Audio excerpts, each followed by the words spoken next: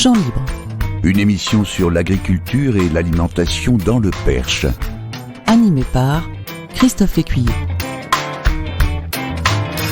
Agriculture, Écologie, alimentation, santé, emploi, économie locale.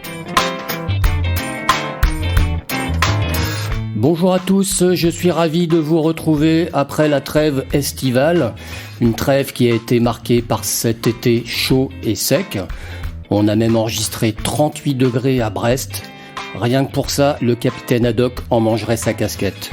Mais on l'a bien vite oublié, peut-être parce que l'on a été plutôt épargné dans le Perche cet été. Pas d'incendie majeur, pas de bourrasque ou d'orage de grêle, pas trop de restrictions d'eau non plus. Et puis, c'est certain, vivre à la campagne est évidemment plus confortable dans ces moments-là. Champs libres, comme vous le savez, ce sont des entretiens avec un acteur, une actrice du monde agricole percheron, des acteurs qui ont à cœur de vivre de leur métier.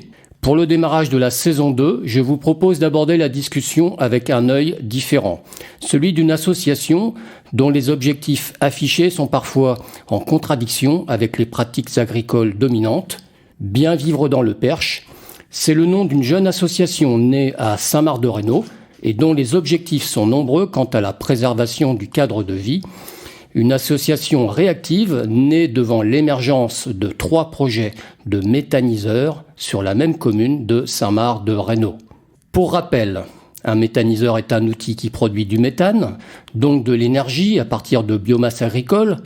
Jusqu'ici, tout va bien, on a besoin de trouver des ressources énergétiques, sauf que cette activité méthanisation a des impacts sur notre cadre de vie.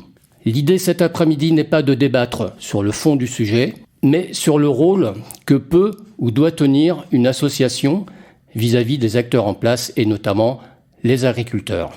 On est avec Nora Liberalotto, présidente de l'association Bien vivre dans le Perche. Bonjour Nora. Bonjour Christophe. Qui sont les membres de Bien vivre dans le Perche ? En fait, c'est des personnes qui habitent dans les Perches, mais aussi ailleurs. Au départ, les membres fondateurs, c'était des habitants de Saint-Marc-de-Rhénaud, parce qu'effectivement, quand l'association a été créée, c'était une réaction, entre autres, à la question de la méthanisation, mais aussi une coupe d'haies sans autorisation qui avait été faite par un agriculteur de la commune aussi. Il y a un projet d'antenne 4G, donc il y avait beaucoup de choses qui s'est passées dans notre commune. On avait besoin de se réunir pour voir comment on pouvait agir face à tout ça. Mais par la suite, on a décidé de créer une association de protection du cadre de vie, mais aussi de l'environnement, parce que pour nous, c'est pas différent. On fait partie de la nature, donc pour nous, c'était pas, on n'avait pas besoin de faire cette distinction-là. Et c'était important pour nous, du coup, que ce soit plus large, que ça dépasse le cadre de Saint-Marc-de-Rhénaud, parce qu'on a vite compris que ces problématiques-là se posaient dans les communes à côté. Donc, aujourd'hui, voilà, les gens qui adhèrent à l'association qui agissent sont pas seulement des habitants de Saint-Marc. Voilà. Ce sont des habitants qui vivent dans le Perche ou ce sont des gens qui viennent le week-end, des accourus comme on dit ? Aussi, ou des amis qui nous soutiennent qui habitent ailleurs. On peut avoir des adhérents qui habitent ailleurs en France et qui sont venus des fois profiter du Perche, ils sont venus nous visiter, voilà, les différents adhérents et qu'ils ont compris que ce territoire est un territoire précieux ou qu'il y a des choses qui sont précieuses à préserver et qui ont des envies à nous soutenir aussi dans cette démarche. Quels sont les objectifs de Bien vivre dans le Perche ?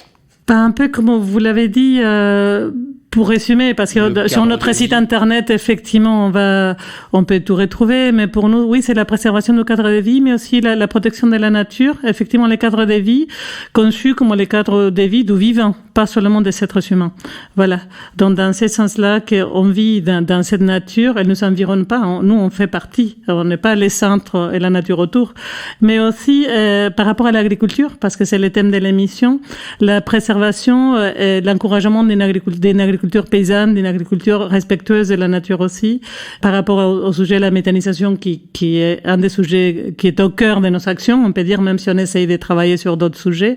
On voit bien que la question de la méthanisation met en danger non seulement les cadres de vie des personnes, en tout cas telles qu'elles se développent aujourd'hui, on peut discuter sur d'autres manières de faire, mais aussi elle met en danger l'agriculture paysanne.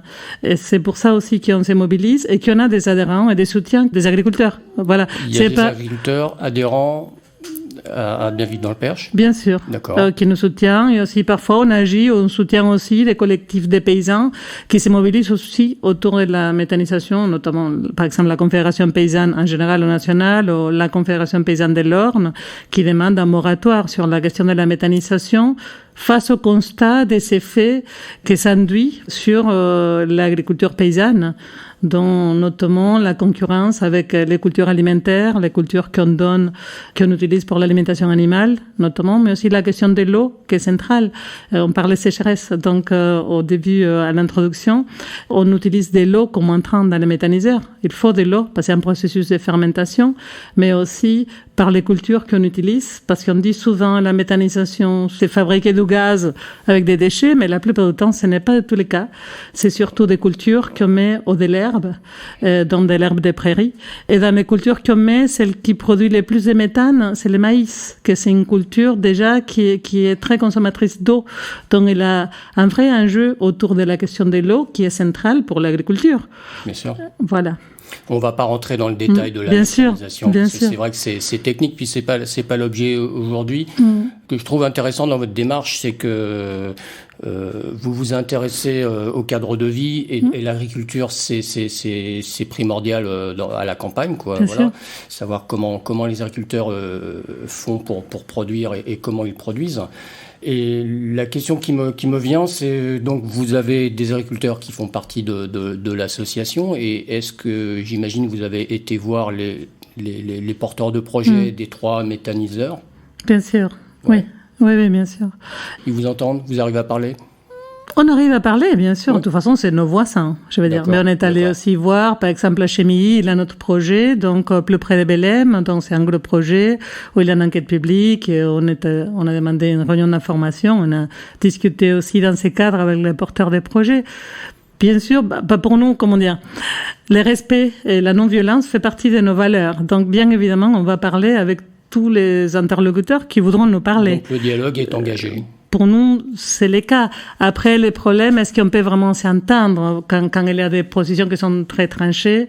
Et je veux dire, quand les agriculteurs aujourd'hui sont poussés par tout un système à s'engager dans cette voie, qu'on va leur présenter comme étant vertueuse dans des points de vue, et que du coup, ils vont ressentir une forme d'incompréhension en disant comment ça s'est fait qu'on m'a dit que je vais m'engager dans une démarche écologique et je me retrouve avec les associations de protection de l'environnement en face. On va écouter, on va faire une petite coupure, on va écouter un extrait d'un enregistrement précédent de cette émission. C'était avec Denis Cautreuil, président de la COP de Belém.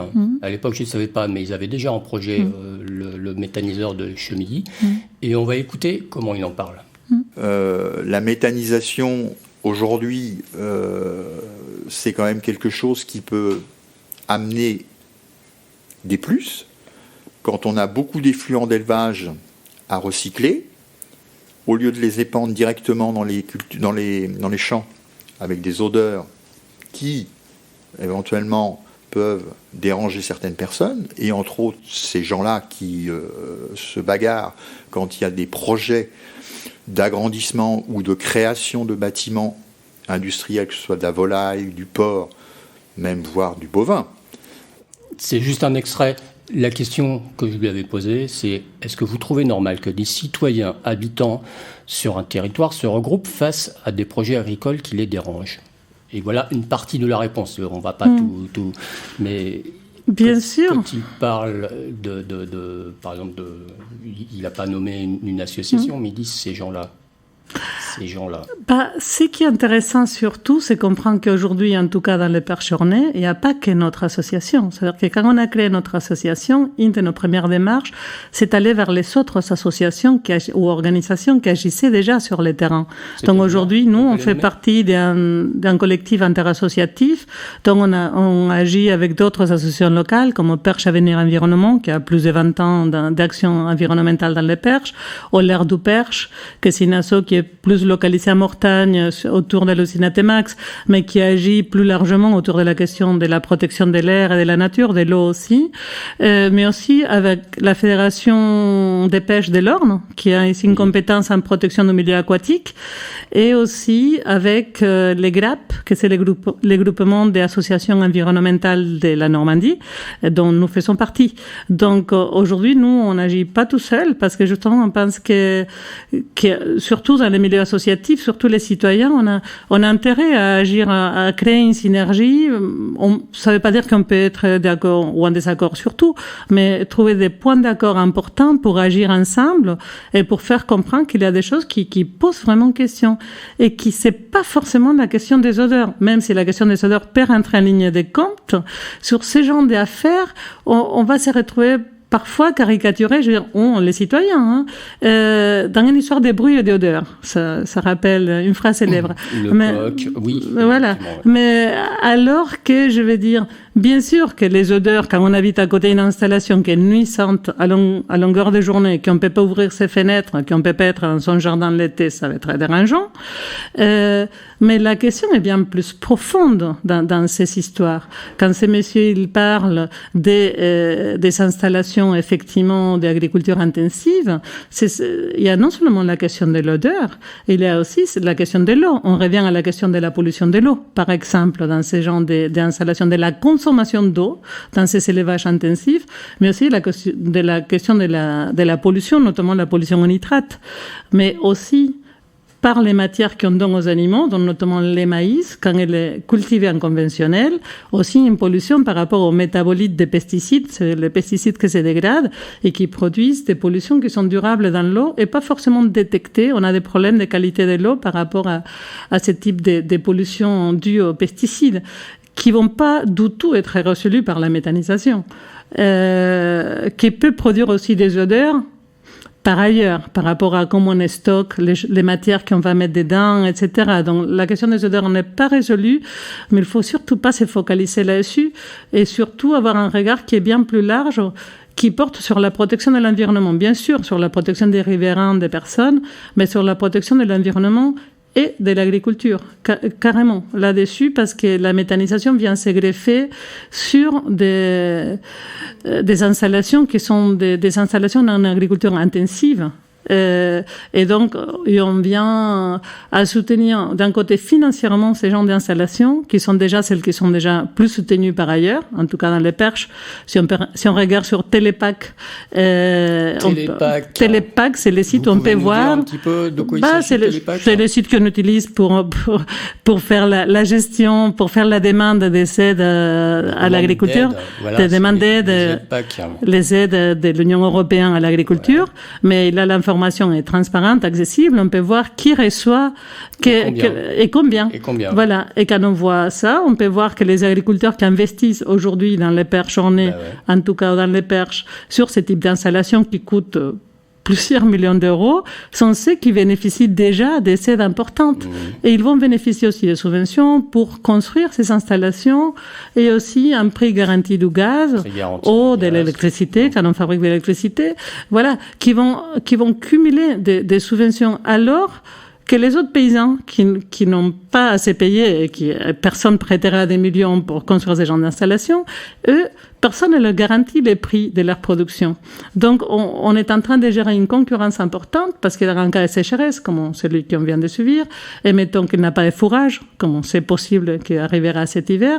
Dans des régions où on a déjà beaucoup de méthaniseurs, comme en Bretagne, on se retrouve avec des paysans qui commencent à être très soucieux parce que la paille, les foins, les maïs qu'on va mettre dans les méthaniseurs, les gens qui ont des méthaniseurs sont subventionnés et peuvent payer plus cher qu'un agriculteur, un simple éleveur, un petit éleveur qui va manquer des fourrages cet hiver. Donc, ça pose des vraies questions. Question de l'alimentation aussi, effectivement, parce que pour nourrir ces usines, il faut constamment remplir la panse de la machine, et donc on ramène tout ce qu'on peut ramener. Vous avez cité des prairies tout à l'heure, pourquoi pas, mais essentiellement des cultures, des déjections animales, etc. Donc sans vouloir rentrer sur sur le fond du débat, et il n'est pas terminé, loin de là. Donc moi, je tiens à noter votre démarche de l'association Bien Vivre dans le Perche. On a compris que c'est une association qui est en lien avec d'autres associations locales, et ça c'est important, tellement le travail il est important. On a compris aussi que le monde agricole, c'est quand même, c'est quand même assez complexe. Il y a beaucoup d'éléments techniques. Le monde agricole, il influence aussi le cadre de vie, c'est clair. Juste un exemple, vous disiez que ces usines sont subventionnées à la fois à l'investissement, mais aussi sur le prix du gaz. Aujourd'hui, un agriculteur qui veut planter des arbres, il n'y a plus d'aide. Voilà, bon, c'était un petit aparté personnel sur le sujet, mais c'est vrai que on peut réellement se poser la question sur le bien fondé des aides pour le monde agricole. Et là, clairement, vous avez un rôle à jouer, je pense, vous, association, comment on peut vous qualifier? Nous, c'est défini comme une association de protection de l'environnement. Parce que pour nous, ça inclut les cadres de vie, carrément. D'accord. Et une association citoyenne aussi, effectivement. Bien sûr. Donc aujourd'hui, les actions de Bien Vivre dans le Perche? En fait, il y a, je veux dire... je vais en citer quelques-unes, je peux? Oui, bien sûr. Je peux. Déjà, réunion publique. Moi, j'avais assisté à une réunion publique à Mortagne avec une personne scientifique qui intervenait sur le sujet. C'était assez notable. Vous avez évidemment une action envers les politiques locales, et notamment quand le président de la région de Normandie est venu dans le Perche, vous l'avez accueilli. Absolument, et il nous a accueillis par la suite, ça il faut le dire. On a demandé d'être, ces jours-là, il ne pouvait pas nous recevoir. Il venait présenter un projet d'infrastructure gazière, que c'est un gazoduc qui va traverser les Perches, des Mortagnes jusqu'à Mamers, en passant par Belém, qui est un vrai projet du coup des territoires, parce que ça veut dire que ça invite, cette canalisation va générer une prolifération de méthaniseurs sur cette route, ce qui va reconfigurer complètement nos campagnes et surtout les communes qui sont traversées, parce que c'est au plus près de la canalisation qu'ils vont s'installer ces usines. Mais il faut savoir aussi que celles qui s'installeront pas près, ils vont envoyer des intrants à ces usines. Des intrants, ça veut dire de la matière, dans des cultures, de l'herbe, etc. Donc, ça va induire un trafic aussi dans des communes qui sont pas traversées voilà. Et en retour aussi, parce qu'on ne le dit pas assez, cette méthode qu'on dit de l'économie circulaire, parce qu'on recyclera soi-disant des déchets, en fait, non seulement on ne met pas des déchets, mais on produit plus de déchets qu'on en met. Parce que des 100% des choses qu'on met dedans en méthaniseur, seulement 10% vont se transformer en gaz. Donc, le reste, 90%, c'est de la matière qu'il faut épandre. On appelle ça du digestat, ou de la indigesta, parce qu'en fait, c'est ce qui n'a pas été digéré. Donc, c'est un déchet qu'il faut épandre dans des terres et qui pose vraiment la question aussi des vraies questions sanitaires, parce qu'indépendant de ce qu'on a mis, c'est ce qu'on va mettre aussi dans nos terres agricoles. Donc, on revient encore à l'agriculture, parce que s'il y a, par exemple, des élevages avec des problèmes bactériologiques, il faudra chauffer suffisamment la matière au sein de méthaniseur pour éliminer les bactéries. Ça coûte très cher, donc on ne le fait jamais, ou presque. Mais je conviens, Nora, que vous avez des arguments très solides. J'étais juste en train d'énumérer quelques-unes de vos actions. Et il y en a une qui est assez notable quand même. Vous avez été auditionné à l'Assemblée nationale en septembre. Le Perche s'exporte quand même, là. En fait, c'est vrai. Mais on était auditionné au titre d'un autre collectif auquel on appartient, c'est le collectif national Vigilance Méthanisation Canal Historique. Donc, c'est un nom assez long pour désigner un collectif qui réunit des associations comme nous. Il faut savoir qu'il y a à peu près des 100 partout en France, parce que c'est le même problème. Et on s'est réunis autour d'un forum sur Internet où on peut échanger sur nos expériences, sur nos modes d'action, on échange des informations, etc. Et on constate que partout en France, on retrouve des populations rurales, parce que la plupart du temps, bien sûr, ça se passe à la campagne, qui sont confrontées, voilà, à des villages de 100, 200, 500 habitants, confrontés à des projets comme ça énormes, sans aucune information. Et la plupart du temps, oui, confrontés à une politique de fait accompli qui les amène, donc, en parlant d'action, autre action suivante, qui c'est l'action judiciaire.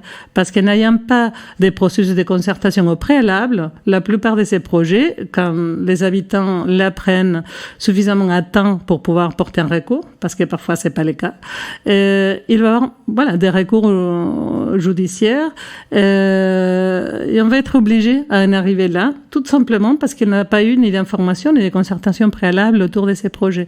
Donc notre association aussi, avec...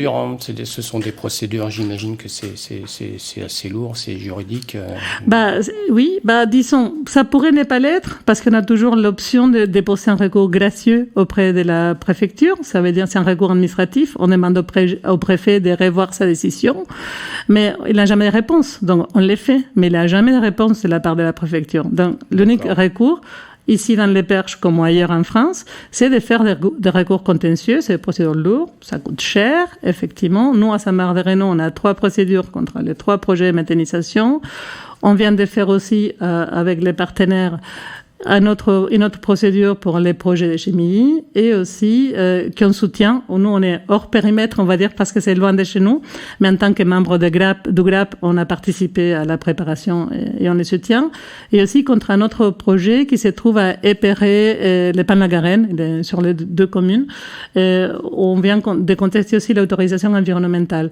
Donc, il y a aussi un gros travail à niveau judiciaire. Donc, on a dû apprendre plein de choses parce qu'effectivement, on n'est pas avocat. Donc, des citoyens qui doivent monter en compétences, qui doivent pouvoir comprendre et s'informer en temps assez record, je sais dire, pour pouvoir agir sur ces plans. Combien pour faire tout ça, en fait, de membres actifs, j'entends. Je dirais des gens qui agissent au quotidien, on va dire une bonne douzaine, alors qu'on est 160 adhérents. 160 adhérents. Mais plus, voilà, les partenaires, parce que toutes ces actions-là, on les fait aussi avec les autres associations. Et juste, en dehors ou en plus peut-être de ces actions qui sont vraiment très ciblées à la fois sur le plan juridique, sur la communication aussi au grand public, etc. Est-ce que vous avez l'intention ou est-ce que vous voulez agir sur, par exemple, sur les économies d'énergie ? Parce qu'en fait, sur les économies d'énergie, est-ce que vous avez l'intention d'agir sur d'autres plans, comme par exemple en milieu scolaire, pour essayer d'expliquer aux enfants de quoi il s'agit, qu'est-ce que c'est l'énergie en fait, pourquoi Au fait, la question de l'énergie ou de l'économie d'énergie, la sobriété, on l'évoque à chaque fois qu'on nous demande... Parce qu'on dit ça, mais ces gens-là, ils sont pas contents. Ils ne sont pas compris qu'il faut qu'on fabrique l'énergie autrement. Ils veulent pas de nucléaire, ils veulent pas des éoliennes, ils veulent pas, voilà. Donc, qu'est-ce qu'ils veulent? Donc, pour nous, c'est important de dire, effectivement, que la première question à se poser, c'est pourquoi on veut autant d'énergie. Nous aussi, dans le cadre du GRAP, on a pu participer à la première réunion du comité départemental des énergies renouvelables qui a eu lieu la semaine dernière, organisée par la préfecture, auquel les associations de protection de l'environnement étaient invitées. Et on voit que tout de suite, la justification des énergies renouvelables, c'est certes les besoins actuels d'énergie, mais les nouveaux besoins. Donc, du coup, effectivement, on veut la 5G, on veut de plus en plus des données, des data centers, etc. On ne veut pas questionner nos modes de vie, on veut fabriquer de l'énergie à l'infini, alors qu'on sait bien qu'on ne peut pas. Déjà, c'est pas possible. Notre mode de vie n'est pas soutenable et on ne peut pas fabriquer l'énergie propre. C'est clair. Donc, pour nous, une des premières choses qu'on évoque, et effectivement, quand on peut, par exemple, dans des réunions de concertation, dans des entretiens comme celle-ci, de dire, mais déjà, il faut, par exemple, dans les Perches, un grand problème d'isolation des bâtiments. Et il n'y a pas vraiment une politique, on va dire, surtout pour épauler les ménages qui sont dans des passoires thermiques. Voilà, parce qu'il n'y a pas que des belles résidences secondaires dans le Perche. Je suis pas sûr que ce soit uniquement dans le Perche, mais non, effectivement, c'est un vrai problème. Effectivement, mais quand on parle local, c'est-à-dire voilà que les économies d'énergie commencent par là et que commencent pour épauler les gens qui vont pas aller en point info énergie. Il faut aller vers les gens pour proposer des solutions. Et aussi, je sais pas, pour les immeubles HLM, etc. Ou aussi la question, par exemple, de la production de l'énergie solaire. Je sais pas, tous les ombrières qu'on pourrait mettre dans les parkings, les petits et les grands. Dans cette réunion du comité des énergies renouvelables, on nous dit qu'effectivement, pour les écoles, pour les hôpitaux, ça sera bien, mais que pour l'instant, les collectivités n'ont pas les moyens pour payer ces ombrières, que c'est juste, voilà, dans des places de parking où on va mettre des petites toitures en panneaux solaires, on va dire. C'est simple, c'est efficace pour la production, ça permet de réduire la facture pour les collectivités. On n'a pas encore l'argent. Le préfet a dit, l'année prochaine, a priori, on l'aura. En attendant, on a donné des millions d'euros, par exemple, pour des méthaniseurs qui bénéficient quelques propriétaires seulement. Donc, il y a une question de justice dans l'allocation des ressources publiques dans ces histoires-là. Donc, par rapport aux actions qu'on projette, pas forcément pour l'instant, on n'a pas de projet pour aller dans les écoles, mais on a un projet, je dirais, intéressant en gestation qu'on espère, c'est sur la question du bocage, de la protection du bocage.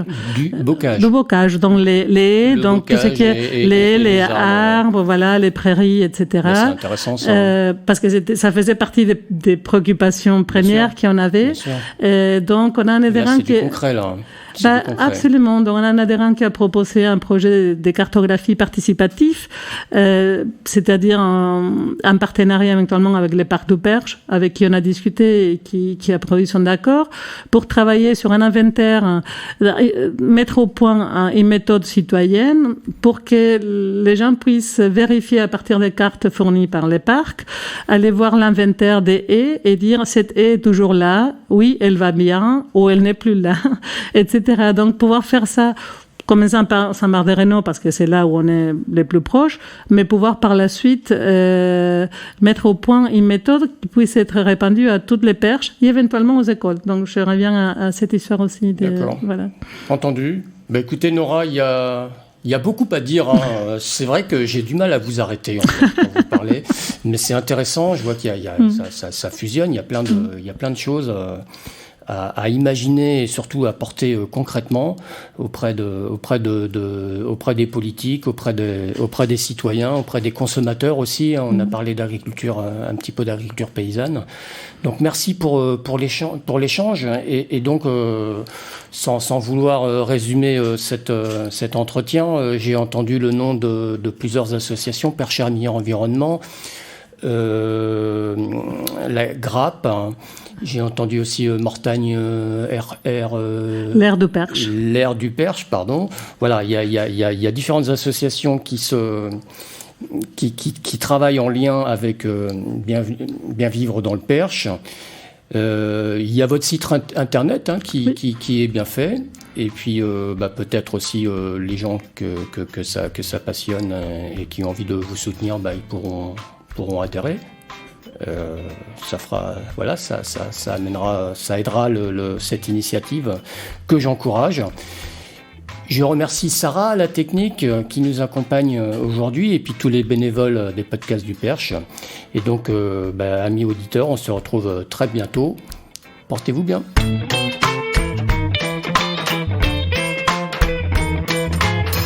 Merci à Romulus pour la musique, à Lio pour la création du jingle. Retrouvez le podcast Chant Libre sur bretonsel.fr, sur les podcasts du perche.com et sur les plateformes de streaming Apple Podcast, Google Podcast, Spotify, Deezer et bien d'autres. Pour écouter où vous voulez, quand vous voulez.